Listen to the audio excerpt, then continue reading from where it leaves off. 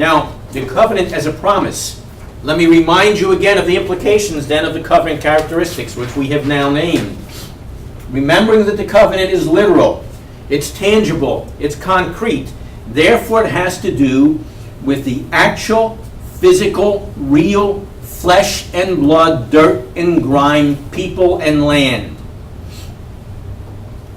Now, we are aware of the fact that some theologians teach, and I quote, the promised land is really a picture of heaven and its peace, not some dirty old piece of ground in the dusty, violent Middle East. End quote. And what is our response to that? The covenant is literal, tangible, concrete. It has to do with the physical, the real, the flesh and blood, the dirt and grime. Now there's you might hear some believers say something like this. Well, I'm part of the spiritual seed of Abraham. I may be part of the mystical house of Ephraim. I'm a spiritual Jew. We are spiritual Israel, superseding, perhaps supplanting the Jewish people. How would you answer this person?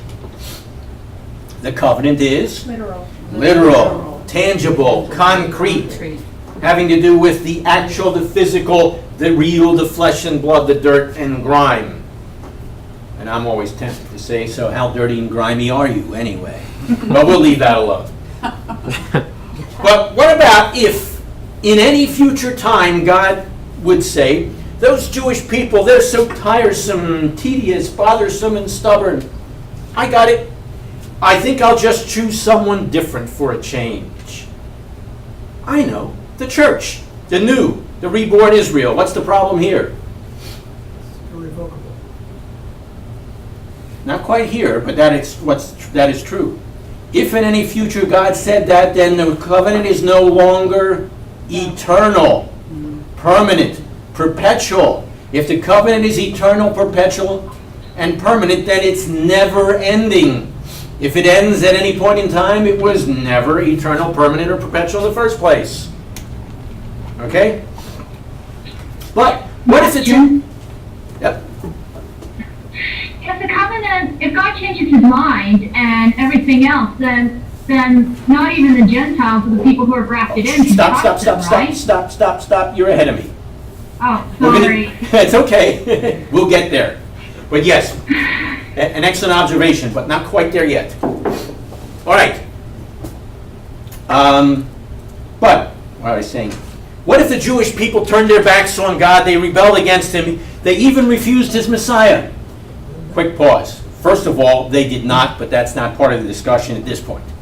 But what if? So God justifiably decided to replace them as his people with the church, the righteous, the faithful Israel, who now inherits the promises and the blessings. So? And the answer is, the covenant is unconditional, irrevocable, unilateral. Remember what the rabbi said. What if some were not faithful? Will that nullify the faithfulness of God? Romans 3, 1 and 2. And the answer is, it comes back a resounding no, under no circumstances. Chapter 11, verse 29, he says, the gifts and the calling of God are just that, irrevocable. Look, otherwise, as was about to be pointed out, and I short-circuited you, otherwise, we've got a God who is fickle, he's not faithful. And as a result, we should be paranoid. And we will end up being performance or works-oriented or focused or driven. And we will not be, I'll guarantee you, peaceful and secure.